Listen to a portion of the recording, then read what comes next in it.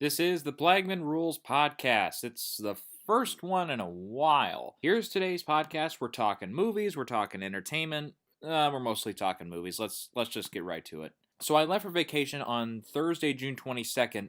Right before that, one of the biggest news stories of the year dropped, and that was this whole thing that's going on right now with the young Han Solo movie. We'll probably mention this. We'll get to the box office, and then I do have a review for The Mummy that's going to be on today's edition of the podcast. So the thing was, since I record on Mondays and Fridays, I had to wait till the next one to get to this. Plus, just so happened I was on vacation, so it would have been a while. But as it turns out, there was a lot of additional stories, clarifications, speculations that have come out since the initial word that the directors, Phil Lord and Chris Miller, have left the project. Since then, we've gotten a replacement director. We've gotten word on when they'll start shooting again. We have a little bit of more information on maybe why Lord and Miller left the project, but then it turns out they were fired. Oh man, this is just such a mess. And really, I mean, a lot of people have been trying to blow this up bigger than it is because it's worth it. And I know a lot of people have been saying, well, this happens all the time. No, not quite. Okay, so I'll try to set the stage as best I can here. I know everybody else has talked about this already, so here's just my take on it. So first of all, we here on June 20th, because I actually got back from seeing The Mummy. This episode of the podcast is going to be the most mentions of The Mummy that movie's had in weeks, by the way. But I just got back from seeing the movie. I was getting ready for bed, and I just pulled up the news there, and boom, I see this.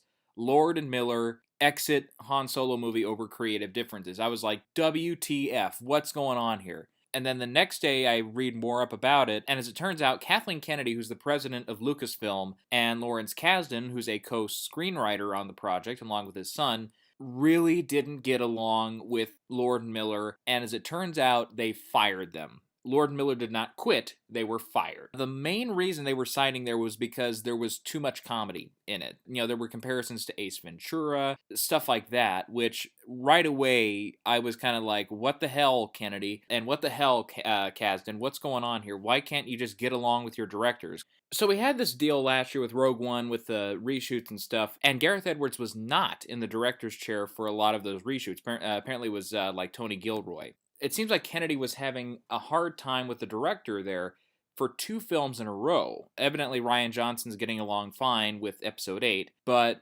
with Edwards and now with Lord and Miller, turns out there were just some wrong choices. Anyway, so at first I was kind of on Lord and Miller's side, like, you know, the directors have their vision, and they have their methods and stuff. Whatever the result is, they need to get their vision intact. And one thing is, I love a lot of Lord and Miller's films. Like, the Lego Movie was in my top 3 of that year. 21 Jump Street was in my top 10 of that year. And 22 Jump Street I thought was a great follow-up. And I haven't seen the other one, the Cloudy with a Chance of Meatballs. But so far, for me, they're 3 for 3. So whatever they do on this one, if they keep doing what they're doing, the results are more than likely going to be great. But Kennedy and Kasdan and a few other people, some of the bigger suits at Lucasfilm, disagreed and fired them. And then once I heard that, yeah, they were going maybe too comedic and that there were concerns being brought up by Alden Ehrenreich, who's going to play young Han Solo, that he was saying, you know, I'm afraid that these guys are really going to mess this up. He brought this forward and brought it to Kennedy's attention. Then when that kind of news came out, I was kind of like, all right, I'm kind of flipping sides here. Because one thing we don't need is another silly Star Wars movie like Phantom Menace or some parts of Attack of the Clones. I know some people still like those movies. I don't. Not for me. So to do that to a young Han Solo movie would just be insulting and a really bad move for Lucasfilm. So in that case, I was kind of like, okay, now I think I'm on Kennedy's side after being on Lord Miller's side. And then right away, within like a day of the announcement of their leaving, Ron Howard is confirmed to step in as the director on what's left of the project. And by the way, when I mean what's left of the project, get this. There was only, at the time of the announcement of Lord Miller's departure, 3 weeks were left on principal photography. In other words, the movie was probably like 85% done as far as the regular photography. Of course, special effects, they may not have even started on that yet, or maybe they're getting some of that previs stuff done. So there's still a lot of work to be done, sure. But as far as the naked footage, if you will, as is, it's almost all done. So my big question was when Ron Howard stepped in, and this was right when I left, so I didn't hear anything for the next few days. Is Ron Howard going to start over? Because if that's the case, this movie is supposed to come out in May of 2018. That's not going to happen. They're going to have to bump that back to like July or maybe November or December of 2018. Maybe move it back to 2019 or something.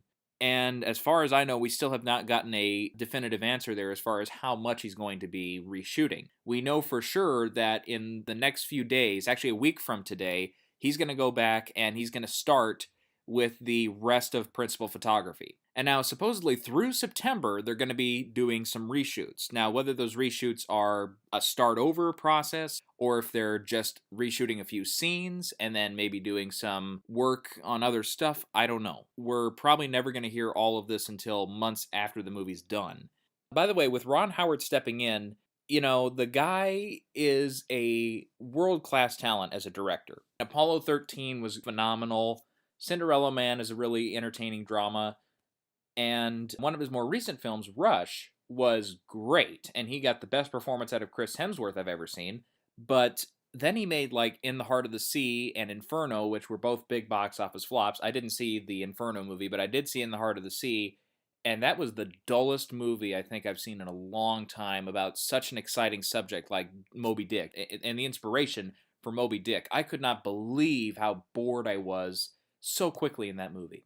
So as long as the script is good, Ron Howard can step in and probably do a good job with it. Right away, before he was on, though, a lot of people were saying Lawrence Kasdan, who is a director who has done really great stuff, did Continental Divide, The Big Chill, stuff like that. He's known for those kind of smaller movies, so maybe it would be a big step there. But as it turns out, there's a Directors Guild of America rule. It's the Eastwood rule is what it's so called. I would go into the story of how the Eastwood rule came about because I actually just looked this up when it was first mentioned. But it's such a big story, such a long story, and we have so much other stuff to do. I'm going to have to say, look it up yourself. Look it up. It's The Outlaw Josie Wales is where that came in. And the whole production there was, again, another fiasco, kind of like this one was. So the thing was with Kasdan is, and this Eastwood rule is you can't replace a director with somebody else who's already in the production, like another producer or a writer or an actor. You can't have somebody come in and kind of shadow direct is what they call it, and then officially be stamped on as the director over the original person who has left the project or who is fired. Boy, I know, I feel like my head's swirling here. There's so much stuff with this. Kasdan, I think I would have been fine if he had been chosen, but of course now this Directors Guild rule says, nope, you can't do it, so, oh well. And Ron Howard, I think he's a hardy choice. He's a guy who's seen everything. He's seen the big budget stuff, he's seen the small budget stuff, he's done comedy, he's done action, he's done dramas. Sci-fi, if you want to count Apollo 13 as a sci-fi, he's done a little bit of everything. There's some romance elements in some of his films, like Splash and stuff. So, yeah, I mean, he's a talented guy, great director, and hopefully he can really kind of bring this thing home and get everything all settled with this. There's a lot of other stuff with that, like the whole thing of this acting coach being brought in to kind of help and mentor Ehrenreich to get him back on course. You know what? We just have to hope for the best. To a degree, we can be a little forgiving if the film is a little uneven in that regard. But still, we have to call it as it is. If the film is totally uneven and feels like it was thrown together, that's the way it is. So yeah, I'm sure we'll hear more stories about this when shooting gets back underway again a week from today, and we hear more stories. We hear, eventually we'll get, I'm sure, some comments from Kennedy about it. We'll get more comments from Lord and Miller and about what happened and all that. So we'll see what happens here.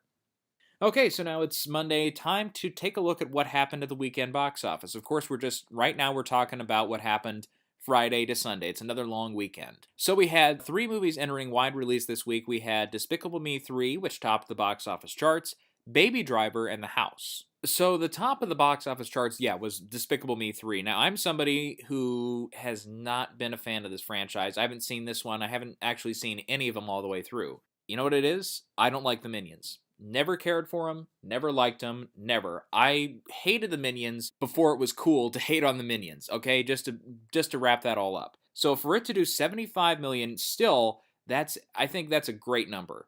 Here's the thing, though, that we have to keep in mind. The kids' audience films so far this summer have been pretty lackluster. We had the Diary of a Wimpy Kid was really the first one, and that really failed at the box office. So then we're like, okay, so maybe kids were really going to see Guardians of the Galaxy Volume 2, which is still the biggest hit of the summer, which is now up to, it's getting close to $385 million here in the States and about $850 million worldwide, which is a really great result for the film and maybe a sign that, yeah, this was the kid movie so far this summer. And then we had Captain Underpants come out, and that's a movie I saw and loved. Unfortunately, it's only made about 70 million here in the States so far, and it's not going to make much more. It's not going to crack 75 million, I'll tell you that much. And then Cars 3 comes out, and that really, again, was kind of lackluster numbers. As of right now, it's got $120 million here in the States. Worldwide, though, not doing the best. It's less than $175 million at this rate. And with Despicable Me 3 now in there, that's going to kick Cars 3's ass all the way to August. I mean, it's not going to be good. Cars 3, it will probably top 200 million at the worldwide box office, but 300 million, out of the question. It's the lowest grossing film in the franchise by far, and we can tell that right away. Not a great sign for Pixar and their Cars 3, even though I thought the opening was pretty good. Since then, it has not really held on too well. But now with Despicable Me 3 in theaters, which now, with an opening this size, that tells me, yes, this was what the family audiences were waiting for. They're a little more picky-choosy than they usually are. Normally in the summertime, there's a lot of movies that come out that are geared at the family audience, and nearly all of them are at least moderately successful. But so far this year, that has not been the case. They've been very picky-choosy about that. For now, looks like this will be the biggest family hit of the summer so far. And could potentially, if you don't count Wonder Woman, if you don't count Guardians in there as family movies, then yeah, it's going to be, for sure. And for sure, it's going to be the biggest animated film of the summer so far. Okay, so in second place, Baby Driver, $21 million.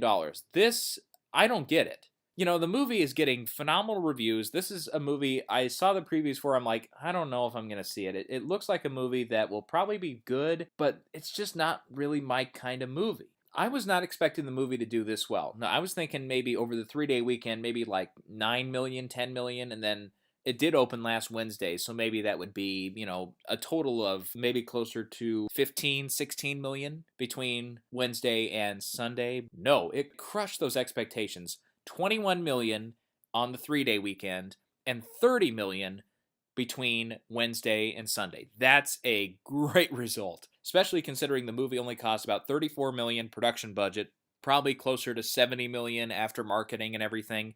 So that means as long as it holds in the next couple weeks, which, you know, we have a lot of big high-profile movies coming out, like Spider-Man Homecoming comes out this Friday, War for the Planet of the Apes the week after that. The week after that, we have Dunkirk. So a lot of those movies, I think, will bury it to some regard. So the people who don't really see those high-profile projects, the ones who kind of look for the smaller movies in the summer, I think they're the ones who are going to continue to go see this and continue to support it. Probably looking at, you know, 80 million here in the States, probably double that in the worldwide box. I was probably, yeah, closer to 160, 175 maybe million dollars worldwide. Just to quickly run down, so we had like Wonder Woman. One of the big stories has been it's now passed Batman v Superman as the highest grossing film in the DCEU, which I'm very glad for that to be the case because, number one, Batman v Superman is not a good movie, and for that to be the top of the charts as far as that franchise goes, see ya, don't care. You know, plus it's a good movie, and good movies should do well. Not such a great result, though, is Transformers The Last Knight. Here's the thing. After 2 weekends, plus a few extra days, at the domestic box office, the movie has barely topped $100 million domestically. The fourth one managed $100 million in 3 days. But this movie has taken 12 days to get that far. Wow. Yeah, this is a definite sign that this franchise, at least here in the States, is on its way out. It only got 44 million last weekend, fell a big 63% from, or 62% rather, from last week for an estimated 17 million this weekend, and it's down in third place. The thing is, those movies aren't profitable anymore. Not really, not at least here in the States. Now, worldwide, yeah, it's about 400 and something million. So it's, presumably, it's getting close to making its money back. I don't know if it will or not, though, because Spider-Man Homecoming is going to do a lot of business overseas. Kind of a thing with The Amazing Spider-Man 2, and that movie, a lot of people hated. It made right around $200 million here in the States. it still cleared 700 million at the worldwide box office. So if the movie that was not very good can clear 500 million or a little more at the overseas box office, imagine what Spider-Man Homecoming, which everybody who's seen it, or just about everybody, has said it's great or it's very good. That's probably closer to 700 million outside the States, and plus with the States, it's probably going to get close to that $1 billion mark if everything goes well. But that movie is going to be crushing at the international box office next weekend. Plus, after that, we'll have War for the Planet of the Apes, which probably won't do the highest numbers ever for the outside the States box office, but it will still do damage. And then the same goes with Dunkirk, and Valerian and the City of the Thousand Planets might actually do way better outside the States than it will here in the States. And I think Valerian might actually, outside the US, top a lot of those charts for like France, especially. That's where Luc Besson is from. And I think in China, too, it might do very well. Valerian, I'm talking now. Whereas Dunkirk, the UK, I think Dunkirk will do extremely well because that's set in the UK. Dunkirk might not do very well in, like, China, and especially something like Germany, because it's set during World War II and everything. All that is bad news for Transformers outside of the US. It's probably not going to clear 650 million when everything's said and done. It's lucky if it's going to get past 550, actually. Okay, one more thing, talk about The House, the new Will Ferrell, Amy Poehler comedy. I'll tell you what, I saw the preview in the theater, as a coming attractions trailer. I didn't laugh once. And when you look at Will Ferrell's career, he usually gets a movie to open decently. Even if the movie isn't all that great, it's not one of his more memorable efforts, at least they do fine at the box office. But no, not this time. Not a great result, and it might actually be the lowest, if not one of the lowest, of his career. Anyways, we also do have films like The Big Sick and The Beguiled, which have been doing very well in limited release at the box office. We don't have time to mention what they've been doing, their per theater averages and stuff, because we do have to get to this Mummy review, but we'll probably try to mention that some other time. Okay, so here is my review for The Mummy. Sometimes I complain about a movie being lazy, with poor screenwriting, bad execution, not so great ending, etc.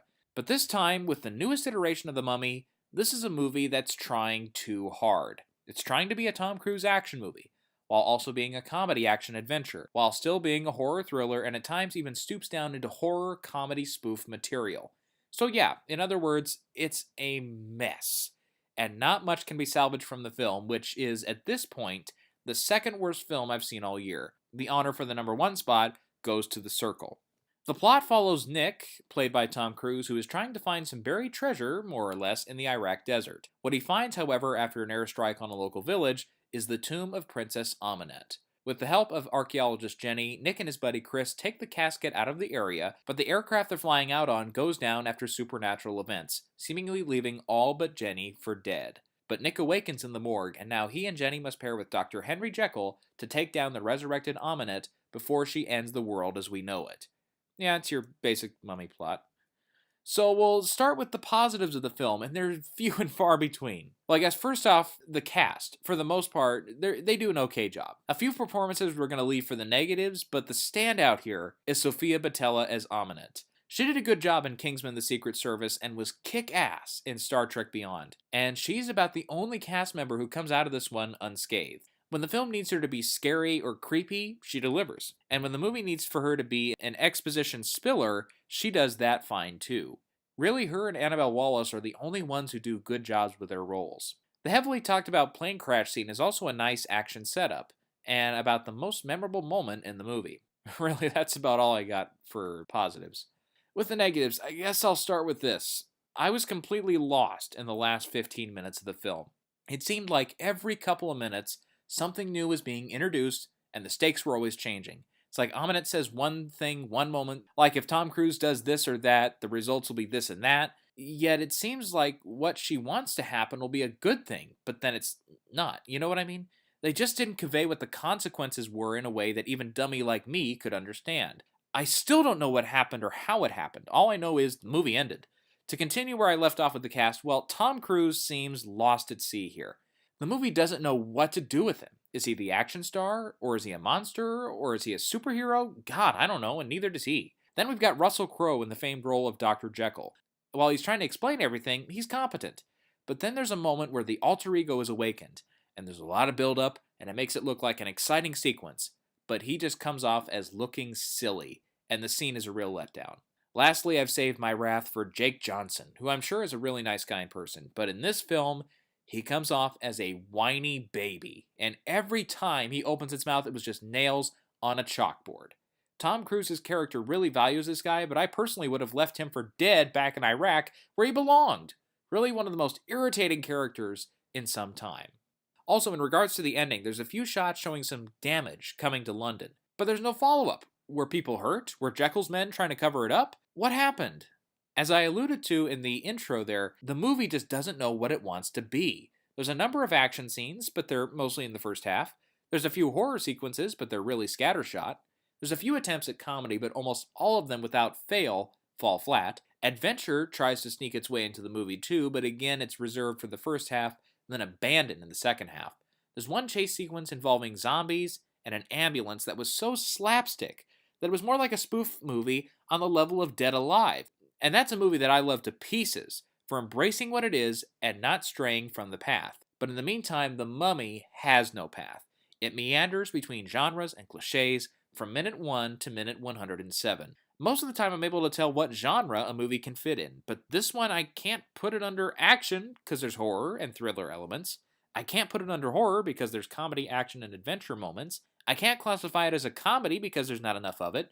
Adventure is out too, since it's only for a few select scenes. The only genre I can possibly classify it under is the genre of what the fuck. I could go on, but I get the feeling you know what I'm going on about. Tom Cruise really should have stayed away from this one, and Universal should have really focused on making the movie the best movie it could be, rather than rushing out with a new logo, classifying the film under the so-called Dark Universe, which might quickly be out the window based on the quality of the first film. All I can end this review on is to say, I guess at one point, Sofia Boutella's Mummy offers for Tom Cruise to join her, though it will, I guess, result in the end of life on Earth. Well, screw the world, damn it, I'm taking Sofia Boutella. My rating is 3 out of 10. Okay, that was fun. Oh, yeah, that movie was bad. Anyways, so that's all I got for you today for today's edition of the Plagmanrules Podcast. Couple of quick housekeeping items here before we go. If you have any ideas or discussion points you'd like to be brought up on a later edition of the Plagmanrules Podcast, you can just leave a comment here on YouTube. Otherwise, I also have a Gmail account set up. That's plagmanrulespodcast@gmail.com. That's PLAGMANRULES podcast@gmail.com. You can bring up any discussion points or ideas, things you think can help the podcast, things you'd like to see or hear about. That's where you can leave them. You can leave them there at that Gmail address or in the comments section. All right, so we'll be back again on Friday. The plan for now is to see Spider-Man Homecoming Thursday night. I'm really hoping that it lives up to the hype because they've set up a lot of hype with really great trailers and so far some very good word of mouth. So we'll see what happens there. I'll get back to you guys on that. Hopefully I'll be able to see it this Thursday. And in the meantime here, this has been the Plagmanrules Podcast. We'll see you guys next time.